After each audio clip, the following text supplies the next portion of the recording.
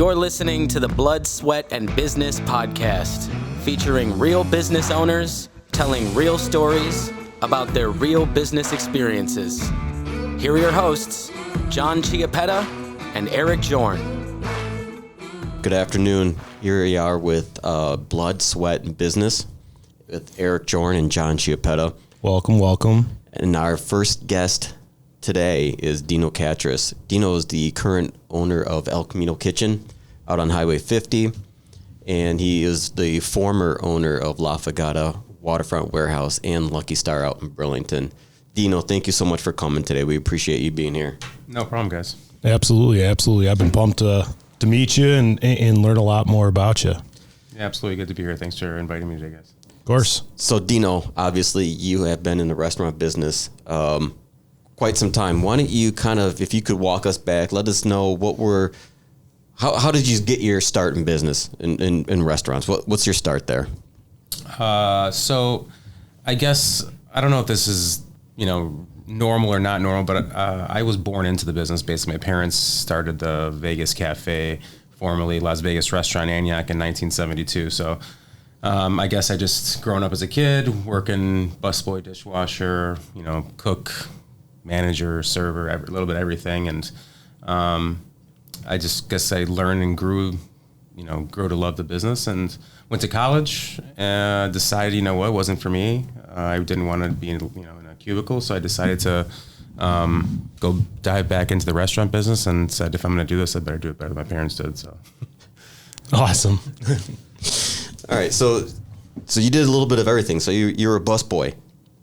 Yeah. How old were you when you were bussing tables? So yeah, I guess it's crazy because now you can't get your kids to do anything. But back then, I think I was like 10 years old, begging my father to let me come to the restaurant with him so I could bus tables and be a dishwasher, do something. So I guess it was probably like 10 years old. They'd bring me for a couple hours. I'd run around the restaurants, learn from the other bussers, the job, and slowly, I want to do dishwashing. I don't know why. I thought that was a good idea as a kid, but I'm like, I want to wash dishes. So I did that for a while. And I think the camaraderie and just the relationships that were in the restaurant were fun. And I think that's kind of what sucked me in at a young age. It's just like a lot of inappropriate things as a young kid that you're around. So like, you're like, oh man, I get to see so many cool things. And I guess as time went on, I just got older and just learned to love the business. So it's been a ride. Rewinding a little bit, I remember it was 2008. I was at my dad's restaurant. I was getting married the next year, and I got married, came back from my honeymoon. My father had where the Lucky Star restaurant was in Burlington. He was renting it out, and I legit just got back from my honeymoon. He's like, these guys aren't going to make it. They can't pay rent. He's like, can you, I think we should open it back up. I'm like, yeah, like this is going to be awesome. Like this is going to be a great opportunity. I get to branch out. I'm not going to be just working at this restaurant anymore. I need to grow. So that's kind of where it first originally started, was just, going into that space, taking it over. It was fun because it was definitely a greasy spoon restaurant, like my father's, the Vegas restaurant back when, but they hadn't remodeled it probably since the 80s. Wow. So yeah, so going into that was kind of like a dream. Like, oh my God, I get to kind of make my own restaurant and, redo the whole thing. So we started with that, learned a lot because, the Vegas Cafe, or the Las Vegas restaurant back then, was very successful. And we thought, hey, this is working in Antioch. We can mass produce this thing anywhere, and it's going to be the right thing to do. So we went there. We basically brought all the same food, remodeled, made it look, a lot nicer, newer. And I remember I was like, all right, let's get busy now. And it got busier than it was for sure, because they were doing like no sales, but I was like, is this all it's going to be? Like, oh my God, we're not going to pay, So I remember, bills coming in, bills coming out, bills coming in, bills coming out. And there was times where like the stack of bills were not going out because we couldn't pay them. I'm like, all right, this is getting to be really scary. So I was like, all right, maybe this is not the right recipe. So I was like, all right. And then the guy that we became partners with, because we became partners with the guy who originally had it, long story short, he basically had interest that he had to go back in there and help us open it back up because the other guys owed him money. So he had this guy we were partners with, if you can follow, he owned a restaurant in Kenosha where La Fogata was. It wasn't La Fogata, it was like something Azul, some Mexican restaurant. And he's like, hey, these guys aren't paying you rent. We're going to have to open that up. And I'm like, okay. I'm like, we're not even making it here. How the hell are we going to go open up another restaurant somewhere else? And I remember driving into Kenosha for the first time in my life. And I'm like, we're driving closer and closer. I'm like, this is going to be a nightmare. Where are we going? And as we get closer, all of a sudden I see the lake, and then I see Carthage, and I'm like, oh my God, this is really cool. And then I walk, downtown, I'm like, there's a lot of potential here. So I got really excited at that moment, and I was like, all right, let's do it. I'm like, forget it, whatever. I lived in Antioch at the time. I was already driving 45 minutes to Burlington every day. I'm like, what the heck's the difference? It's actually 30 minutes to to the new place if we did it. So I told the business partner, I said, hey, okay, yeah, I'll do it with you. I said, but I do not want to do another family style restaurant, because he wanted to kind of replicate the Lucky Star. He's like, it'll do better out here. I said, no, we're not doing any more family restaurants. We're going to do, Mexican. He's like, well, it's been Mexican for years. I never made it. And, as he's saying that, I remember looking around. I wish I could have captioned or videoed, because the place was disgusting. It had, it looked like a family restaurant that was serving Mexican food, and it had layers of just different designs that they tried to fix. It was a nightmare. The whole outside of the restaurant, just picture this, was baby blue. Wow. And it was called Cruz Azul. So, and it was an old big boy too. So it still looked like an old big boy with blue paint on it. And I'm like, this is why it's not making it. It looks, anybody in their right mind is gonna be scared to walk into this restaurant. So I said, we got to gut it. So let's gut it and let's make it into a Mexican restaurant. So he's like, all right, what? I was younger. My business partner at the time, I think he was 55, and he didn't have a lot of newer ideas. So he's like, all right, I trust you. Mm-hmm. Let's do this. So I remember going, and I went to DePaul in Chicago, and I loved a lot of different taquerias. Uncle Julio's back then wasn't as, commercialized as it is now. And I remember going to Uncle Julio's a lot, and I was like, man, this is a really, really cool place. So that was kind of my inspiration at the time when we built La Fogata. And That's awesome. Yeah, it was that, again, another great experience, gutting that place down. And that's where, you either realize that you're in it to win it, because it was me, my business partner's son, and then this guy that we found that we knew from in Antioch that was a carpenter. And I basically was doing demo myself. I grinded the floors down by myself every morning. I'd get there at 7 a.m. I'd leave at 7 or 8 o'clock at night. Wow. And we did that from August until December, and just really redid this restaurant with our own hands. So that was when La Fogata became my baby for sure, because we didn't have money at the time. We'd spend a lot of money at Lucky Star, and then we had to go spend more money at another restaurant. And I'm like, all right, well, I'm putting, all my eggs in one basket at this point. It's like, hey, I'm in the hospitality industry now. So either we're going to make it, we're going to break it. So was everything bootstrapped then, pretty much financially, or did you have to go to the bank? And no, that was all our money. So that's awesome. Yeah, it was all our money. My sister was an investor with me. So it was me and my sister that kind of went together. She was taking care. And at that time I was part owner, quote unquote, of my dad's restaurant. He gave me some percentage growing up, or actually when I left college and started working at the restaurant in Antioch, he gave me some percentage, sweat equity, I guess, basically. Cool. And so I had a little bit of money saved. And again, like I said, it was every single last penny was there. And I remember my wife at the time, we just got married, and she's like, you're doing what? So, and thank God, she was really understanding. So both of those restaurants were pretty much failed, shut down restaurants, and you came in and you just took over the lease and walked in. You didn't have to buy them out or anything like that. No, yeah. Luckily, again, the first opportunity, they owed a lot of back rent to my father, and it did help out. My father owned, but again, he wasn't nice about it either. Truthfully, I love my father, and it's probably again, for it's the business. better. Business is business, family's family. I get it, and it wasn't just I was dealing with me. We had another business partner involved that was not family. So he's like, hey, the lease starts October 1, regardless of we have to shut down to clean or whatever. That's how it's going to work. So I remember I was like, oh, it's kind of hard, Dad. And he's like, well, no, that's how it is, son. And I'm like, all right, well, then let's do this. So, I guess it kind of taught me that there's, you gotta fight for it a little bit. So, Absolutely. Yeah. I worked for my dad. My dad was a concrete contractor, and every summer I'd go work with him, and he worked me twice as hard as any of his employees. And I didn't get any special treatment. It was the opposite. I got the hard time. So, it gave me a lot of respect for just work and hard work ethic. So I can definitely relate. You don't get the shortcut from dad. No, I mean, absolutely. I mean, the funny part is when I went to college, my freshman year, I was like, my parents would drive me down or I'd take the train. I was like, oh man, like, Dad, it would really be great if you could help me out with a car. And he's like, you know what? I'm going to buy you a car. And I'm like, Dad, you're the best. I remember I was so excited. And the second I got the car, he's like, all right, now you're home every Friday till Sunday. So I legit, as a college student, probably spent 2 weekends for 4 years at college where I was home working. I basically paid the car off myself just because he's like, oh, I'll buy you a car, but you got to come back every weekend and work. So, but again, same thing, same story. My father never took it easy on me. I mean, it was never, oh, don't worry, son, leave early or come late. It was always, no, you're here first and you're here last. So, wow. Yeah. Yeah. Hey, great to instill that. Absolutely. Yeah. I mean, I praise, I mean, that's probably the one thing that I can say for sure. There's a lot of things, but just the ethics and the morals my dad taught me about the business is really important. Like, you have to be the hardest working one in the restaurant industry. There's no question about it. You talked about some times where, bills were coming in, right? But payments weren't going out, right? Was there days in which, you're like, oh, I don't know how I'm going to make payroll. How am I going to pay my people? I mean, there were a lot of days like that. I remember because I lived 45 minutes away and I'd get there the restaurant was open from 7 a.m. until 10 p.m. So I remember I'd leave the house at 6. I'd get there. I'd work from 7 to 2. I had a cot that I'd put in the office. And in the beginning, it was fine. It was all great. I would, I'd take a nap for a couple hours and wake back up and drink coffee and, do the 4:30 till like 9 or 10 o'clock. And sometimes I'd leave early. My business partner would stay.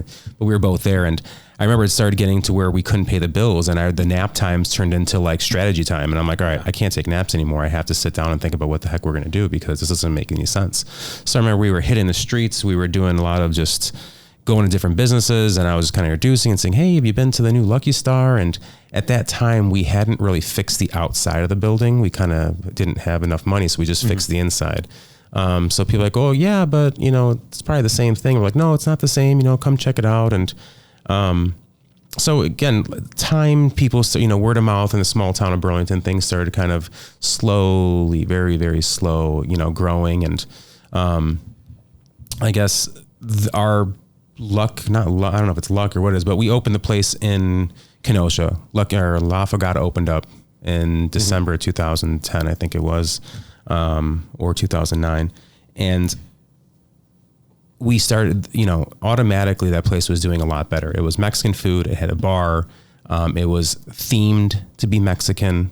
And that there kind of brought a little bit of light. And I'm like, okay, hey, I think we need to shift our strategy. No more family style restaurant. Maybe we try to get a liquor license. We're going to have to maybe do another remodel for, Lucky Star and make it not look like a family restaurant, fix the outside, spend more money. Again, another thing, spend more money. We haven't seen money yet. How business works. Yeah. So we keep on spending and spending and spending. But, at least La Fogata, we saw there's light. Hey, this isn't, this is working. This is, something that is doing well. So, Lucky Star, I think, was always in that, hey, this month is going to pay for half the bills for last month. We can make payroll. We had a lot of good credit with all the people, all our vendors because they had done business with my family for so long. So that, that helped as well. So they were like, okay, hey, yeah, that's right. I'll wait a week for the bill or 2 weeks. So it was just kind of a game of just, I can pay this, I can't pay that. I can pay this, I can't pay that for a while. And that was, again, very nerve wracking. I remember to come home from work some days and I'd be like, I don't know how the heck this is going to work. What are we going to do here? So, but that's where we just started shifting and saying, hey, you got to spend money to make money. So let's get a liquor license. Let's get this going and we'll just revamp it again and, redo it. How long do you think it took you to get to a point from financially struggling to financially successful? I don't remember exact numbers, but I remember we were behind at Lucky Star. We were behind probably $100,000 in bills at one point, right towards the end before we got our liquor license, and decided to shut down so we can do the full remodel. That's when Lucky Star, we got the liquor license, we built a bar. The outside had, huge reconstruction, indoor. Looks, more like Southwest style was the theme that we were going with because we were still going to keep the breakfast. But we added 50% Mexican and 50% American. So, again, we changed it around. We opened it, reopened it. Boom, place was crazy busy. Everybody, the town was like, wow, huge change. Got really busy. But, and again, I don't know if this is like it's a restaurant effect. Mm-hmm. Every time a new place opens up, everybody comes, you get flooded. The place is crazy busy. You're making money. And then 2 months down the road, it levels off or drops drastically. And either you stay at that number or get worse, or you stay at that number and you build higher. That's my experience that I've had is that, it usually gets really gangbusters from the beginning and then, dies off and then slowly starts building back up. So that's what happened at Lucky Star. And I would say Lucky Star took us, I would say 3.5 years to really see when we were making money. That place was always a struggle. I felt like it was a very slow growth, very, very slow. And we always kept, and our payroll was high. We always kept a lot of people on. We said, hey, guest experience is number one. We knew we were giving good quality food. So guest experience was important to us. So we said, hey, I'd rather not make money, but create an experience so guests will come back and the money's going to come. So that kind of was our motto for all the restaurants. Awesome. Yeah. What was always amazing to me was that you walked into a spot that was nothing. Mm-hmm. And you something like La Fagata that you spent, 12 hours a day at, but you took a spot that was, barren and you built it to what it was. What do you attribute to being able to see that vision? I guess my wife used to get when we were dating and, even when we were married, she hated going out to dinner with me because we'd walk in and as we're walking, she's talking. I'm like, yeah, and I'm looking at I just looked at everything. I loved seeing what people were doing. So I always loved going to either chains, non-chains, really popular places to see, what the new designs are looking like, things like that. So I always thought it was really cool. Like, it was always fun to build stuff. So I don't know what got me into that. I just always gravitated towards, wanting to make that theme or like that feel for the restaurant. Cool. Yeah. It sounds like your experience first, restaurant second.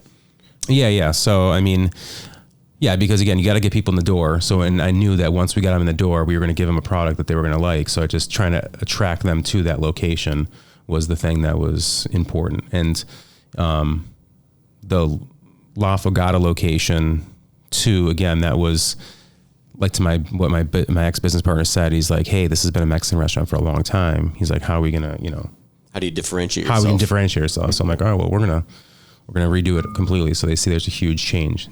New sheriff in town. So. Well, you didn't have, some of the stops were there though, when you're trying to, I remember, when you were getting La Fagata, you had some obstacles. You want to talk about some of those obstacles? Oh my God, yeah, PTSD. Thanks. I appreciate that. Yeah, I remember because the liquor license. My God, so the liquor license, they threw us through a loop. Oh my God, I remember that. My wife was pregnant at the time. I thought she was gonna give birth inside the meeting because she was so upset. We were both just devastated. We thought, so we're building this place. We put our application in. They said there's one liquor license available. After that, you got to pay $10,000 as a reserve license. It's called. There was still an option, but we were bone dry. To spend another $10,000, I was just gonna throw the towel in and be like, I'm giving up on life right now at this point because it was just all the money that was getting thrown for these both restaurant projects in the and it all happened within 2 years. So yeah, this is a lot of money. So the long story short of it, somebody knew somebody from the city who then got their application in front of ours than it should have. And then there was 3 people up for bid for this application. So we'd already spent all this money. The restaurant was ready to go. And all of a sudden, like, oh, you're not going to have enough economic impact. We're going to give it to these guys. They're closer to the highway. They're going to, it's going to be better economic impact. I'm like, what are you talking about? I'm like, this is a bar. This is a bar that you're giving it to. I'm a restaurant. I'm providing all these jobs. I had just turned I just polished a turd here. This restaurant was disgusting and I just made it beautiful looking, which we got a revitalization award, that year, cool. That making, from Kenosha. So, which was really cool. But, so they gave it to them and I remember grabbing the alderman. I said, what is happening right now? How could this have even happened? I said, he's like, oh, I don't know. Let me figure it out. So I guess they didn't have there's certain protocols you have to follow. They didn't follow them. They they gave it to us. We paid the 10,000 and then they gave us our money back. So, but that was, I remember it was right towards the end of opening up, and I just felt like I was defeated. And I'm like, all right, we're starting off on the wrong foot in this town now. I mean, are these, aldermen or these people that are from town going to like shun us now because we caused all this drama? So it was pretty crazy. So at this point now there was 4 of us partners in the businesses. And so the one partner who lived in Burlington, which is our, we're not partners anymore.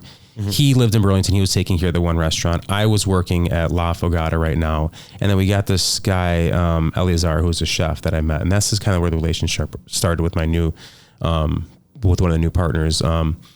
He was just a chef, and we said, hey, if time goes on and things are good, you can buy the restaurant from us, or we can be partners. And him and I hit it off really well in the beginning, and just like, he's like, how do you want to do this? I'm like, what do you mean? I was used to just running the whole show. He's like, I can take care of the back and all the guys, all the schedules, and you just take care of the front. And I said, if you take care of the back and I take care of the front, I'm like, man, this is going to be perfect. This is going to be perfect. We're going to have a great team. So he's like, yeah. So he proved it right in the beginning. I didn't have to worry about anything. I'm like, if you have a problem in the front, you just come to me and I'll solve the problem. If I have a problem in the back, I'm going to come to you and you're going to solve the problem. And he did. And that our relationship was, and still is, we're still partners. And we've probably had over however many years now, 12 years, we've probably only had one misunderstanding, and it was like something really stupid, and it was like solved within like a couple hours. Okay. So, our communication, which is, if you're going to have partnership, you have to have communication constantly. Can't hold grudges, and you can't, how much time he's putting in versus how much time I'm putting in shouldn't be something that you're paying attention to. It's just whatever is the best for the business. Yeah, that's awesome. That sounds like a really harmonious partnership. Yeah. So again, I went off on a tangent, sorry. But so my relationship was amazing. So he was like, man, I wanted to grow. I started really kind of doing some help books kind of, I was, Jim Sullivan was the guy that I read a book. He was doing a lot of training for a lot of corporations at the time, like Chili's and TGI Fridays. So I got into his books a little bit about multi-unit management, because I'm at this point, I'm like, all right, if I go open up a restaurant, now I'm outnumbered. I can't just stay at one restaurant. I have to now start training teams, which I didn't know. I knew, hey, you run the restaurant, you show up first, you're first to come in, you're last to leave. That's the name of the game. I'm like, well, I can't be in 2 places at one time. So now I have to start training managers to start running these restaurants how I want them to be run. So I think, I started, I pulled one server who I thought was a superstar. And then I had a girl who worked for us back at my parents' restaurant, and she lived in Kenosha. So she came to work for us because it was closer, or for me at La Fogata. And I trusted her. So I'm like, all right, hey, Sam, I'm like, do you want to come, you want to be a manager? Yeah. And she's like, yeah, sure. I'll help you out. So slowly, I started teaching her and kind of just going over all the things. And she worked me long enough to know the things that I'm like totally against or totally for. And I kind of made sure I held, everybody accountable for the things that I really wanted to see. So I was very hands-on in the beginning, and I trained over 5 years of, managers and things like that. I was always there with them. It wasn't like I was like, hey, write it down on a piece of paper. This is what I want. And then I'd come back and hope and pray that they would do it. Yeah. I was there working with them. So they I molded them the same way my father molded me. Like he worked, even though he didn't have to be at the restaurant, he was still there, like slapping my hand or pulling my ear, like, hey, watch, what are you doing? Pay attention. So yeah. That philosophy kind of really set the ground footwork to then create more managers or foot soldiers, whatever you want to call it. So yeah, that awesome. kind of helped us then all of a sudden feel comfortable to say, hey, I have a strong management team. Now we can do something else. And Waterfront was right next door to La Fogata. Actually, it was perfect. What was it called? Murphy's originally, or it was Casino Townhouse was the restaurant, like in the 60s or what was it? It was Casino Townhouse, yeah. Was it in the 60s or 70s? It was 60s for sure. Yeah, so it was like a supper club that turned into like restaurant, bar, college bar. And this got nastier and nastier. And I remember on Thursday nights was dollar bottles or whatever it was. And I remember I'd come to La Fogata on Friday mornings, and I'd be sweeping the parking lot of the broken beer glasses and beer bottles. Cause it's just, again, college bar, kids having fun, being crazy. So I was like, man, I can't wait till this place like shuts down or, somebody buys it or something else. And then, so somebody actually, that place closed down as the college bar. Some guy was renting it out to make it a restaurant. Mm-hmm. He didn't make it right away, unfortunately. And then I'm like, who's the owner of this place? So I find out that it was someone local. Yeah. I get his number. I call him. He's like, yeah, I'll sell it to you. He's like, what do you want? So I'm like, all right. So we ended up making a deal. And this is where it kind of got hairy because we had me, my sister, Eleazar, the chef partner, and then Miguel, who was the other partner running the place in Burlington. Miguel was like 60 years old at the time. He said he was probably going to retire in a couple of years. Mm-hmm. My sister Helen, I said, hey, listen, if you want to expand with me, I'm going to be doing these type of restaurants. So either you're going to expand and you're going to be part of these types of restaurants. Like, well, I really don't. I kind of want breakfast places. Just want to do, early morning stuff. I said, well, it's not fair if you're not going to want to do that. So whatever we got together, we're going to keep together. And anything I do, moving forward, it'll be something that I do on my own with, the other partners. So, my sister was cool. She's like, I get it. I totally understand. She was fine with it. Miguel, on the other hand, was not okay with it. He was like, well, why would you guys cut me out? I'm like, I'm not cutting you out. I said, but strategically, if I'm going to then open up more restaurants, I'm going to have to get profit sharing problems to managers at this point. Mm-hmm. And I don't need money now. Yeah. I need, help. So, and you're talking about retiring. I said, how about this? This is the two restaurants. Miguel was the majority owner. Mm-hmm. So he was 50% owner of Lucky Star and La Fogata. And we were smaller owners. And I said, hey, keep your 50%. We'll run the restaurants. When you retire, don't worry. I mean, like, we're going to take care of everything. And I think he just kind of felt like he was not forced out or just overlooked. And I think it kind of hurt his ego a little bit. Mm-hmm. So he got pissed and he's like, you know what? Buy me out. I want to be done. So we went from, 0 to 60 now. We had to buy those two restaurants and he was running the restaurant up there. So now at this point, I'm like, all right, now I have to then go make a team really quick up there. So I ended up remodeling. And again, Waterfront was another fun project because that was, I wish I never took beginning pictures. I wish I had taken beginning pictures of what it looked like. You're talking another older building. Yeah. It was old model. You're talking bars went through it. College bars. Yeah, college bars. Nobody did any uptake on that. Yeah, so I mean, another gut job. We gutted the whole place. We remodeled inside and out. We put, tore out windows, put garage doors in there, made it look like an old warehouse. Cool. It's multi-level, so it's got a really cool feel to it and looks very old. So in the middle of all this now, bought a new restaurant. We're, La Fogata luckily is close. So, I'm checking in there in the mornings when the contractors are coming in. Then I'm running to Burlington. And we had one couple just not even really managers, but like they were managers, but not because Miguel was taking care of everything mostly. Yeah. So now I'm trying to give them more responsibility and teach them how to run the store. And then I find, somebody who was there that had been there for a while stepped up. So now I'm, juggling my time driving Lindenhurst, Kenosha, Burlington, Lindenhurst, a lot of, for, I think it was like 6 to 8 months. And, so that was when it got really stressful, but we had some really strong teams and a lot of people who were really, I think we had kind of built this, group out, like a restaurant group. That was kind of when we started calling ourselves Roots Hospitality at the time. And we were trying to create this like, hey, there's growth in our company. Come work for us because there's opportunity. You can be, I have a boy who worked for me as a dishwasher and he actually is a general manager at, the Melting Pot now. Wow. Yeah. So, and he worked all the way through college and he worked until a server.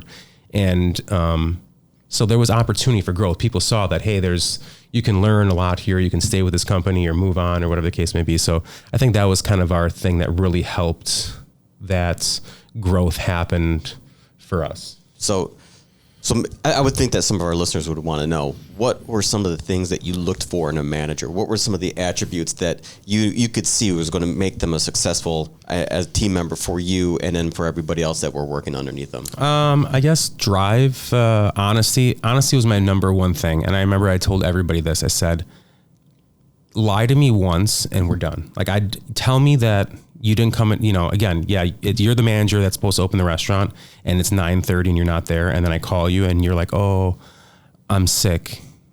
Tell me that, Dino, I can't come to work. I'm throwing up. I was up till 4 a.m. drinking all night. I will respect that more than you lying to me and saying, hey, I think I'm sick. I'm sorry. I can't come to work.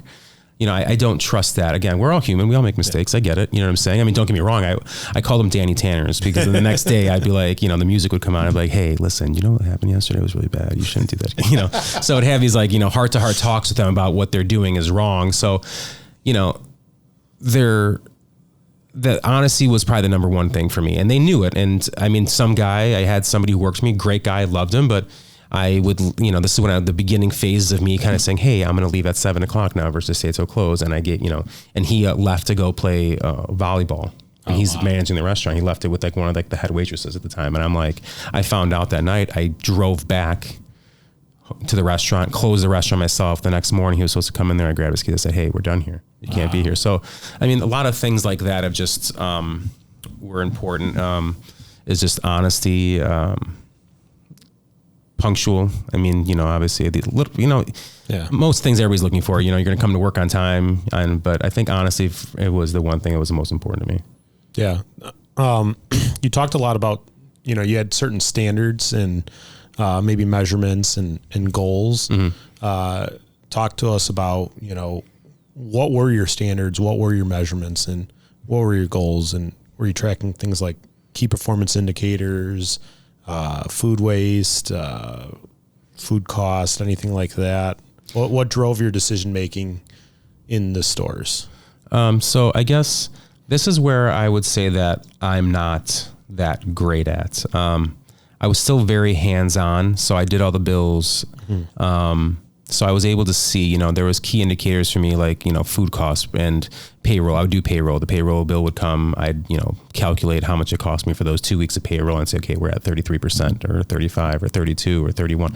There were certain realms where I had to be where I wanted to stay. If I knew that we were, over, I'd say, hey guys, we got to start cutting staff. How many, we'd start reviewing how many hostesses, how many servers, how many cooks. And I'd say, hey, Eleazar, we're going to have to start cutting cooks at a certain time, start sending them home, whatever the case may be. So, with labor, we kind of just kept, tabs and knowing, hey, I want to be within this percentage range. And if it goes over that, we got to figure it out, tweak it. Food costs, I would take 6 weeks worth of, paid bills every week. I knew what I paid for the week because I would just add up all the bills and I then divide it by the sales and say, okay, hey, food cost is at 31%. I want to stay around, between 30 and 33%. Yeah. So that kind of just, that was where we were able just to stay within parameters. Cause like, all right, hey, we're going to make between hopefully, 15 to 18% of, is going to be, hopefully gross or our net profits. Yeah.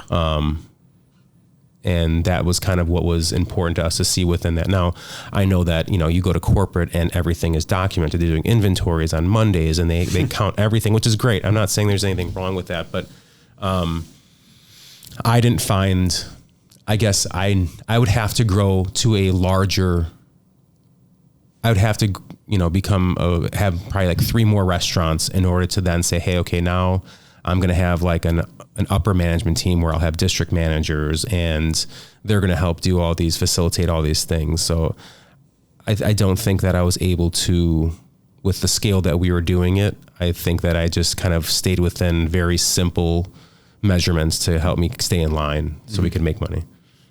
Cool. So at one point you were running 3 separate restaurants, right? Yep. La Fogata, Waterfront, and Lucky Star. Okay.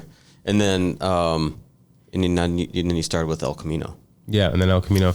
But going back to that, I would say that when we had La Fogata, and I was just at La Fogata with myself and Eleazar, we had the highest profit margin out of any time that we ever had. As we grew, our profit margin started to slip. And again, it could have been from theft. It could have been from being sloppy. It could have been from, poor management. And again, I don't blame my manager. I blame myself. I'm not going to say it was their fault, but, they didn't have enough guidance or there wasn't enough guidance or like some parameters to say, hey, at, chains, I don't know if this is true or not. Like I hear like they have like things attached to their POS systems that are saying, hey, you've only done this much in sales, cut employees. You know what I'm saying? So, it was just my management remembering, hey, they got to cut people. And again, I don't blame them. Like if it was me, I'm thinking about when I was running the restaurant, it was 6:30 or 6:45. We weren't busy yet. I knew what I could personally handle. And at the end of the day, the more people I cut, the harder I work, which means the more money I make. So it was going in my pocket. For them, it's like, shoot, the more people I cut them, the harder I have to work. They're like, I don't want to do that. You know, so again, I don't blame them for sometimes not doing what they should have done, but, and again, maybe that would have gotten, and when I would mention it to them and say, hey, we got to do this, they would do it. And they understood. And we had weekly meetings. So they understood. I'd go in front of them and say, hey, listen, guys, this is important for the business for us to make money. Because if it's making more money, I can give higher raises, bigger bonuses, things like that. So just a lot of reminding had to happen. Yeah. It's a pretty normal thing for a small business owner when they pass on their production to a manager. You know, they're going to see a dip. You know, a manager, you know, not an owner. They're not getting a share the profit at the end of the day. They're not going to produce at the same level. You know, they don't think about, okay, if I cut that staff person, you know, I cut their shift short, that money's actually going into our pocket. That's really normal, but being able to step away and add these managers to run these separate restaurants allows you to step back and ultimately make more. Yeah. And then when, you know, and again, it went from me running the restaurant legitimately by myself in the beginning with one manager. Now I have 3 managers at each restaurant. Plus we pull, you know, owner salaries out of it. So, you know, there's more expenses as you grew and, you know, you're less present, then there's more expenses. So the restaurant then again, all of a sudden higher payroll because of more management. Definitely. And then John, you were saying about, you were running 3 restaurants, you got your teams built, allowed you to, you know, contemplate an idea of saying, hey, we could actually even do another restaurant here. Yeah. And again, I think this, you know, we were booming at that point. It was strong teams. Everybody was completely bought in. There was profit sharing being given out at this point. So people felt more vested in the business, more part of, you know, higher, hey guys, we're going to grow more. So the more restaurants we open, then I'm going to take you key players, move you guys up to be my district managers. You'll no longer be floor managers or GMs of these stores. And then, you know, you'll have, you know, kind of like not a pyramid, but like, you know, moving up, you know, moving up into the ranks and being able to, and then the ultimate goal, I guess, and we always had, there was always a vision. You know, we were always 5-10 years out thinking, hey, where are we going to be in this? You know, I'm like, all right, I need to want to open up more restaurants so that way I can then move up these people so that way they know there's continuous growth. So it was important to add on more restaurants so that way we can do, like I said, we probably needed after El Camino, again, if COVID didn't hit, we probably would have 3 or 4 more restaurants. Yeah. El Camino, Lucky Star got sold in August of 2020, right in the middle of the pandemic. Wow. We had found a buyer. I not that I disliked Lucky Star, but Lucky Star was 45 minutes and it was far. And there was always the plan of building the business and selling it. That was always the plan from the beginning. It wasn't saying, hey, we'll hold it till we're like 50. It was kind of like, no, the second we have a buyer, that's, you know, fair price, we're going to take it and we're going to go. It's just too far. So we found somebody that was interested, and it was supposed to happen that we were going to sell Lucky Star in January of 2020, and then in February and beginning of January, and then end of February we were going to close on El Camino. So it was perfect. I'm like, we're selling one, we're gaining one. We're going to now centralize in Kenosha or this area, you know, that area, and kind of be within a parameter, because we knew Kenosha could probably do another couple more different, you know, type of restaurants, themed restaurants. So we already had a bunch planned. But then things started getting weird with the pandemic. The bank dragged their feet a little bit for the loan. And then I'm like, all right, it's fine. We're buying the new restaurant. This is going to close. And then right after we closed on El Camino, things started getting really serious with, you know, like, hey, this might actually come into the United States. And things really fell apart after that. So then now I got nervous. I'm like, oh my God. And their bank was like, hey, we're going to step away from this deal. It's not smart for you know, us to finance during a pandemic when these restaurants are closed.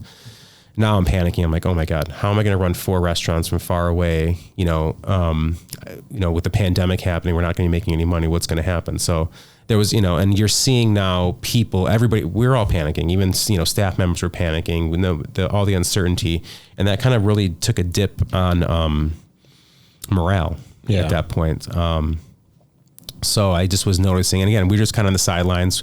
We continued with we had the loan. So I'm like, all right, well, we don't know how long it's going to last, but we got to start. So we started, you know, construction and building, and luckily Wisconsin was good for business. It was good for growth, and people were still going out. People were spending money. They were helping out local businesses. So we had Lucky Star at this point, before right when we sold it, was doing huge numbers. We were, big footprint into the community over there. Everybody loved Lucky Star. They still do. It does really well today.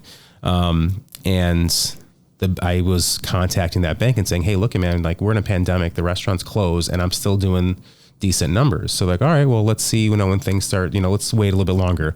So time went on, and ended up happening that's in the summer, kind of things opened up 50%, and the numbers were back to normal than they were with just half capacity. Wow. So yeah, so they were killing it out there, and I'm like, all right, this is great. So the bank gave the loan to the buyers, and they ended up buying it.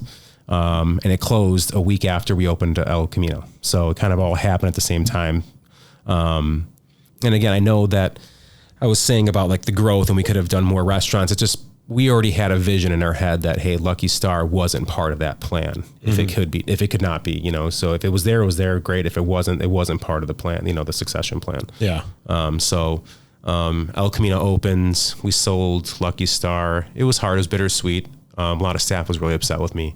At Lucky Star, they were really upset. It probably always goes that way. Oh yeah, they were. I remember people weren't talking to me. I mean, people were just so upset. And I'm like, guys, I'm not abandoning you. I'm sorry. It wasn't the right, this wasn't the right move, place for us, unfortunately. So I mean, I still have a lot of people that I talked to from up there after time. They all kind of forgave and understood what it was all about. So, what changes did you make during the pandemic that you're 50% capacity and you're beating the prior year numbers? Like you have to have adapted. Well, I mean, that work. I think it just had to do with the strong communities and the strong relationships that we created with our, our guests and the people over the years that just wanted to make sure that it wasn't just us. I mean, I know a lot of people are coming and saying, hey, we're getting from you guys today. Tomorrow we're going to get from Waterfront. And then we're going to go to, the coffee pot and get breakfast over the weekend. So they were really just, the people were amazing during the pandemic, really trying to help everybody out. And just, again, cutting down on, staff. I mean, people were getting money to stay home at the time. So that kind of helped facilitate or not have to worry about, who, and again, some people are like, hey, and there was, each restaurant probably had about 50 or 60 employees. And I remember we had a big meeting the one day outside and we were talking and said, hey guys, this is where we all have to look at each other as a family. Who has another person in their family who's working? Who can afford to not work right now? Because I can't have the large staffs we had before. So who can work less days and who needs to work more days because they're the sole provider. So all the cooks in the back, all were sole providers. Yeah. I'm like, all right, guys, if you're not, we're gonna be slow. So if you're not cooking, maybe two of you go in the back and start scrub the ceilings, do whatever the case, just do something so we can justify everybody being here. Yep.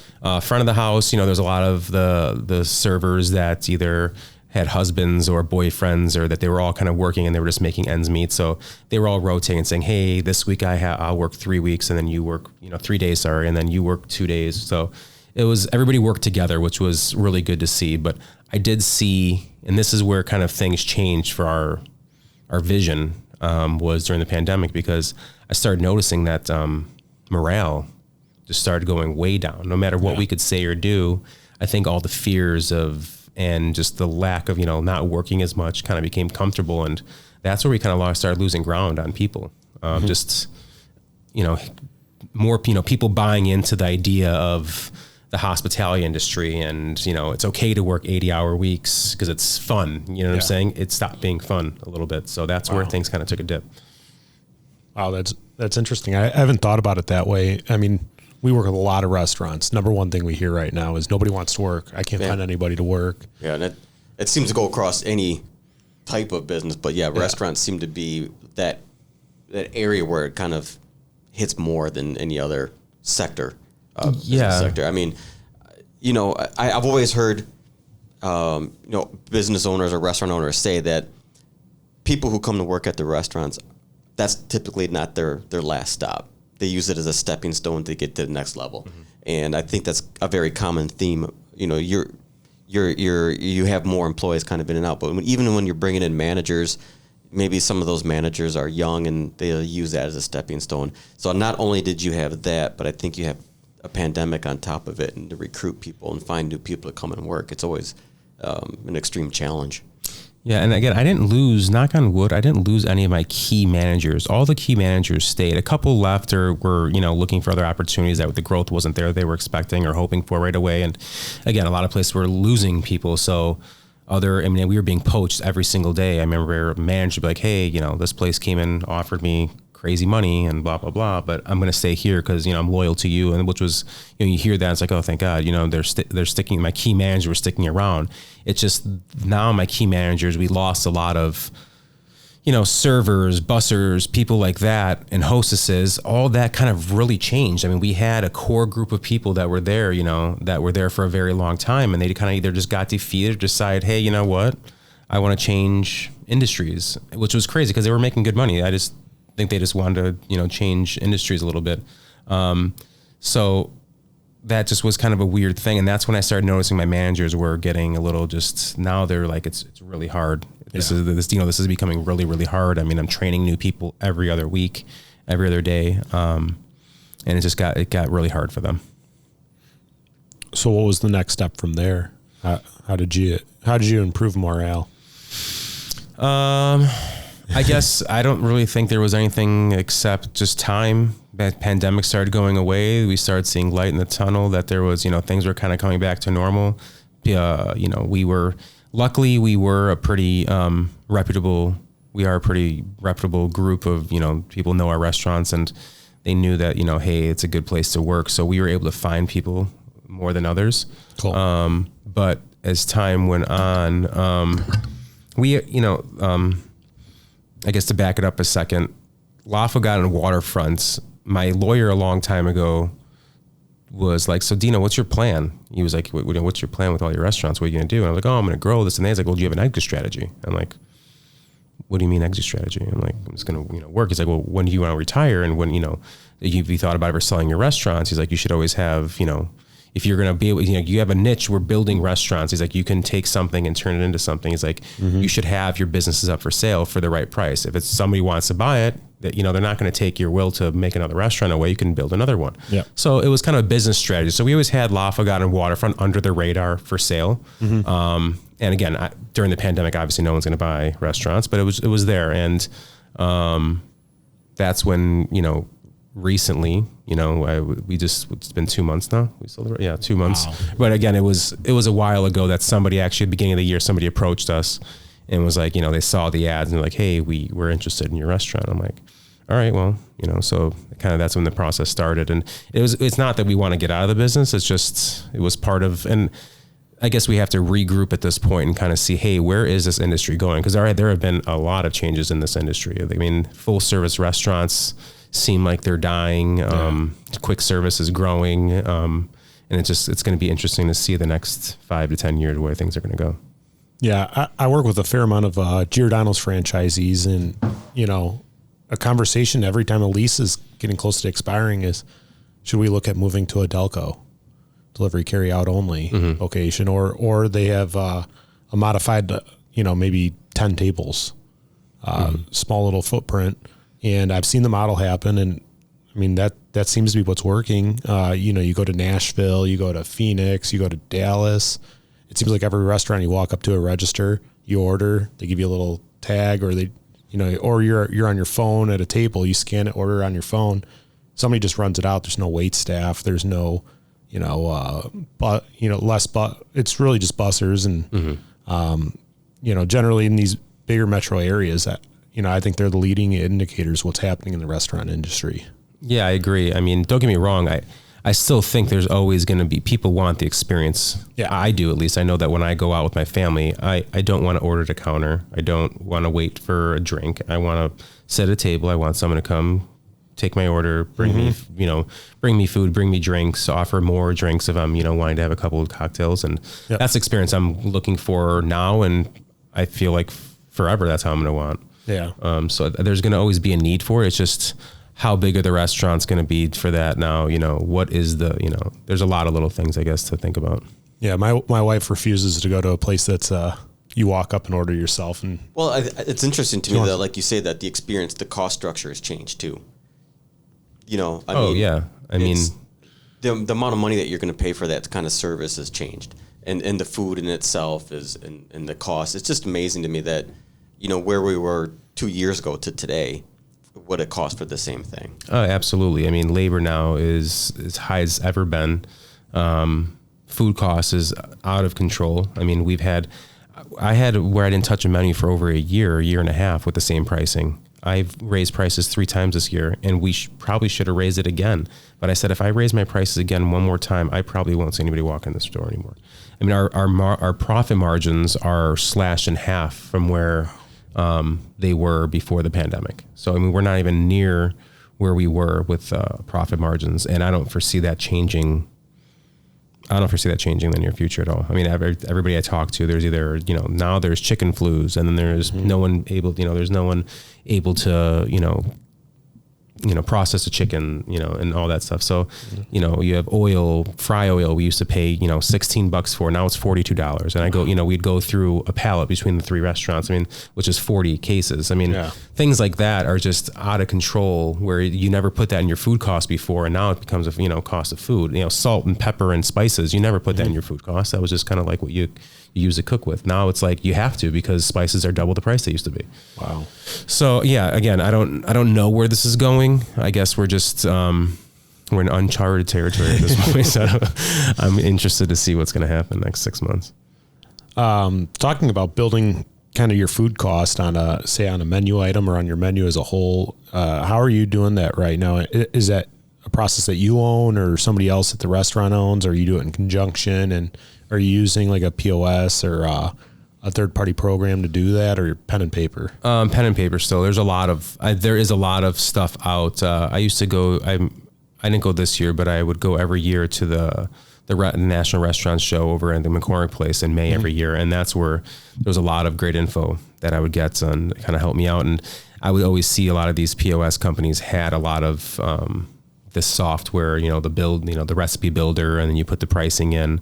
A lot of these food guys like Performance Foods and US Foods, they have their own. They say, hey, if you buy all from us, we'll give you the free product, the free service, POS service. So we never did that, just because I was never into one vendor, because now you have nobody to shop against to help, keep them true to the price. So we did a lot of shopping with all, we had, 3 or 4 vendors at all times in our restaurants. And I would just make a new item when we, create something. I just say, okay, hey, it's going to have an 8-ounce chicken breast. 8-ounce chicken breast costs this much. The bun costs this much. Mayo, we kind of had like a, for like mayo and garnish and things like that, we kind of just, know that we could get so many orders. There was like a equation that we'd make, one time, and it was 15 cents for that. So there was always a 15 cents cost. Now, those fries will cost 25 cents for an order of fries. Now it's like $1 it costs you. So like, wow. So it was pen and paper. It was kind of the old fashioned way of how we do it. And we still do it now, but there's definitely a lot of software out there. What system are you using for your stores, or did you change it, or? Aloha is the system that we use. Micros is another big one. Toast has become the new craze that people are going crazy about. But I don't like Toast for our restaurants, because we are, again, we have a lot of items on our menu, and we are very, I guess, experience related. So the one thing Toast won't let you do was do a lot of modifications and change your order that much. Okay. Whereas we let you do anything you want to that order. So Aloha was easier to work with allowing all those modifications, and Toast doesn't allow it as much. But I know that I've talked to the Toast users, and they all love this. It's very easy. It's integrated. Gives a lot of back the house information of like, some insights of, again, I think it's even reading like, when people are paying with their credit card, the person who came in and, how many times they frequented the restaurant. And there's a crazy amount of information. That's awesome information that I think is great. Yeah. But again, for me personally, I was always a hands-on guy. I prefer to be on the floor, giving the personalized experience with the guest to build my business, versus running it from the computer and saying, well, Joe and Sally come in 3 times a week, and, or Joe only came in once a week. We should send him an offer to come in. That stuff, we should send him an email and a push email to, entice him to come in again. Yeah, that stuff probably works. Yeah. I just was never our focus. I was more rather next time I see Joe, where have you been, man? You used to come in here 3 times a week. Now I haven't seen you. What's going on? Is everything okay? Did we upset you? So I wouldn't be scared to go up to that guy and say, hey, what happened? And hope he'd be like, yeah, last time I came in, the food was burnt and the manager didn't care. And let's say that was the case. I'd buy his food, give him a coupon, say, hey, next time, here's my personal number. Call me next time. Let me, if they just didn't get taken care of properly, I want to make it right. So that's kind of been our recipe for success, was just making sure we create that personalized experience with the guest versus, thinking about how to entice them to come in another time with insights or different things from POS system information. Yeah, no, that's awesome. That's a great insight. And it goes back to like, there's not the same answer for every person, right? Everybody does it a little differently, and there's a different solution for each person. Yeah. And I know of other companies or restaurants or, a friend of mine, actually, they have a quick service place and they're really into that information, and that works for them. You know what I'm saying? And they've grown their business that way. So I'm not knocking. I'm not saying that that's not what it is. It's just what I grew up with, and, how I was taught, and the things that have worked make me feel comfortable have always been, grassroots, hospitality of like, get your hands dirty, get in there, and, teach people to be in there. So that's been our success story. That kind of goes into, I have conversations with small business owners, and they say, how do I make my business recession proof? Right. And providing that much more personalized service. I mean, it's almost more like a relationship than it is like, you're not selling them food. You're selling them the relationship of, I know I'm going to walk into El Camino. I'm going to always have a good time. My food's going to be good. And if I have a bad experience, they're always going to make it right for me and have my back. Yeah, absolutely. 100%, because there's been times I've gone to other places to eat and things weren't right and it wasn't taken care of properly. And, I'm not a complainer. I'm not going to be like, hey, let me see the manager so I can talk to them. I was probably I'm the guest that I hate the most, because I was a silent person, would never go back. You know what I'm saying? So if the manager did come up to me and I did get to know that person, I'd be most likely like, hey, listen, not trying to complain, but just want to let you know, so you can let the guys in the back know that this, or that, blah, blah, blah. But if no one's making an effort or a reason to get to know me, I'm not really making a reason or effort to, So I think, personalized experience definitely makes people feel more comfortable. Like I said, my experience, to come forth and just, give you some insights. Yeah, that's awesome. That's awesome. One of the things that I kind of wanted to talk about, and I think that, I didn't go and look for the statistic online or anything like that, but from an entrepreneur perspective, I have always noticed that the divorce rates are much higher among entrepreneurs than any other group of people. So what were some of the things that you've been able to do to kind of balance your life between your family and work? I could tell from personal experience that the beginning is never balanced, not even close. But what are you doing today that is helping you be a little bit more flexible? So I guess, when you're in the growth phase, like La Fogata, the first original growth with just the one, I was hands-on. I was the opener. I was the closer. I was there all the time. So there was a lot of sacrifice. There was, I guess, again, more communication with my wife and just saying, hey, listen, this is what my plan is. This is what I'm doing. Again, it didn't, if I could go back, I guess I should have been like, hey, do you mind if I do this, versus saying, hey, this is what I'm going to do. Because it was hard. I mean, Christine, my wife, is amazing that she has been with me for, 13 years now. But it's hard. It's really, really hard. I mean, I think that I did not probably, this sounds weird, but I don't think I really got to know my first daughter until she was 5. Wow. So all the sacrifice that was made. So I'm not saying that that's okay. That's definitely not okay. If I could do things different now, if I could redo it all over again, I think I would have right away from the bat started teaching somebody to do what I wanted them to do and bring on managers earlier on, and give more trust. I was very, I didn't trust anybody at the beginning. And then I said, hey, if this is, relationships have to be built off of trust. So I have to give trust to get trust, so that kind of the learning curve for me was that it just took me a little bit of time, and a lot of sacrifice in the beginning. And as I grew, the more you grow, the more you got to hire. So the more people you hire, then you know, more money hopefully in theory is coming in, and you can step back a little bit. You're teaching people to do, delegate more to other people, tasks and things to do, so you can help. It didn't go away. I mean, yes, at this point now my kids got to see me, but now I'm at home and then I was on the phone the whole time. So Yeah. I didn't manage that very well. Yeah. My wife will even tell you I didn't manage that very well. I think you could ask any of her wives, and they'd probably say the same thing. So you might say the same thing about Right? That's true. Yeah. So, I mean, so I don't know as an entrepreneur if that work-life balance really to be successful. And again, I'm sure it does. There's probably plenty of people out there that said they've got it.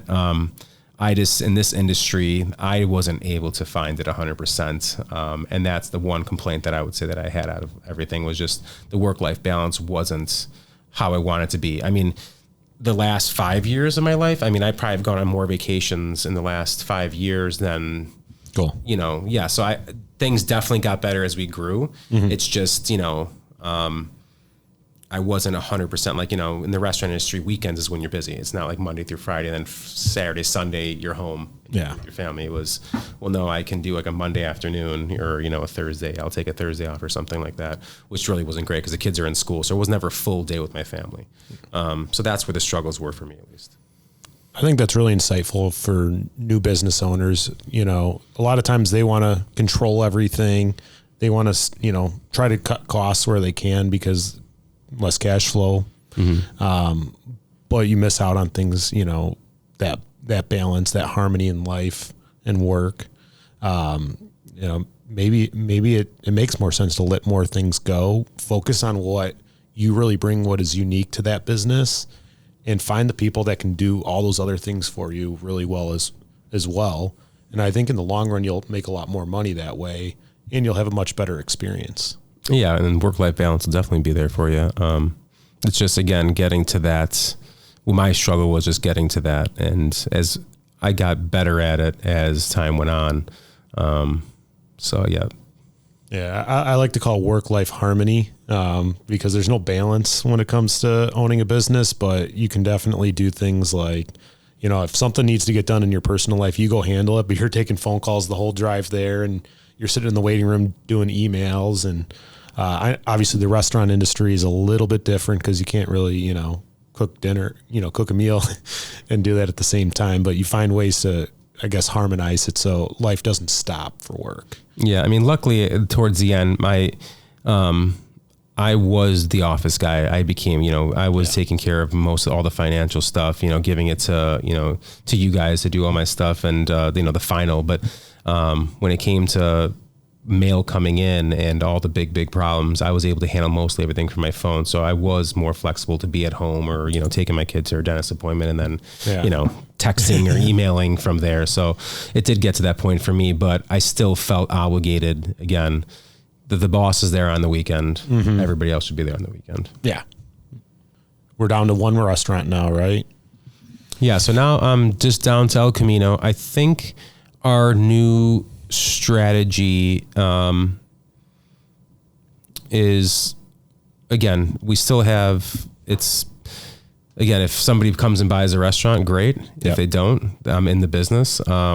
We definitely are sitting on the sidelines right now in this industry, just kind of going to see where things go. Cause I think there's going to be some major changes that are going to happen here the next 2-3 years in this industry. Yeah. And I just don't know if we're going to plow forward with the same style restaurants, or we're going to try to think of smaller ways with less staff, because at one point between just the 3 restaurants, we had 220 or 230 employees. Wow. Between the 3 restaurants. And that was a lot. It was a lot to manage. And right now we still are running pretty high with about, 60 or 70 employees at El Camino. And, you need to do a lot of sales. Yeah. to feed that many families or that many people. So it's hard. And the restaurants that we've constructed give a guest experience, but also requires a lot of people. So, we don't know if things are going to level, if, food cost levels off and, labor levels off a little bit. I think that this industry will kind of stick, the way it is, full service will stick around and maybe get strong again.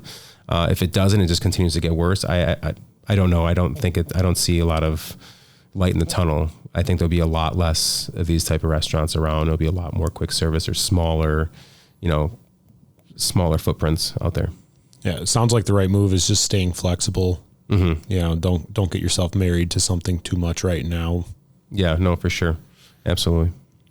Cool. Yeah. So if you were to have a listener walk away with something that they learned today, what would be the one thing you would want somebody who's maybe looking at a restaurant or has the idea of a restaurant? What would be a piece of advice you would give somebody right now before they started looking at that? I mean, there's a lot of things. I guess the first thing would be is how much do you want to work? I mean, truthfully, like what is, you know, I mean, I've had people tell me, man, I want to be like you. I want to run a restaurant. I want to be able to talk to all the guests and blah, blah, blah. I'm like, and I would turn around and I'd be like, you're just seeing one aspect of this experience you're having with me right now. You're here for 45 minutes. You're seeing me table touch and talk to the regulars and talk to you guys. This is, 45 minutes of my night. The rest is running around, chasing, checking. There's a lot of things that go into it. So, and then again, behind the scenes. So there's a lot of hours that go into it. And I think in this industry, unless you have good managers who know what they're doing, or you need to make sure that you're there all the time and either you know what you're doing or learning, so you can, give insights. So I think time, you have to have a lot of time. You have to be flexible. You have to make a lot of sacrifice in the beginning. And you got to be willing to be a coach, because I think right now people, requires a lot of coaching these days. So I think just time is the number one thing for restaurants, is that you need to make sure you're ready to invest a lot of time. Awesome. Well, thank you, Dino. I appreciate you taking the time out of your day to be with us on our podcast. No problem, guys. Thank you. Yeah, this great. was awesome, man. There is so much. You got so much depth in your story. I know. Sorry. I hope I didn't go into too many tangents. No, I'll go down one rabbit hole, and then all of a good. sudden I'm like, oh my God, this or that. I warned John, after we discussed, everything you had going on, what you went through. I'm like, we might have to bring him back for a couple more and like deep dive into running the restaurants through COVID. So I know. I was thinking about actually writing a book about it. Oh, so there you go. There we go. We could do some shameless plugs for it too. Then that's awesome. Sounds good. Cool. Well, thanks. Yeah, thanks for coming on, and thanks everybody for listening. And see you next time. Yeah. Thanks. You have been listening to the Blood, Sweat, and Business podcast. You can hear more real stories from real business owners about what it takes to make it in business by subscribing to the podcast on Apple Podcasts or Spotify. If you like what you hear, leave a review and a 5-star rating. This podcast has been brought to you by Kaizen CPAs and Advisors, providing advisory and accounting services to help you grow your business. Learn more at kaizencpas.com.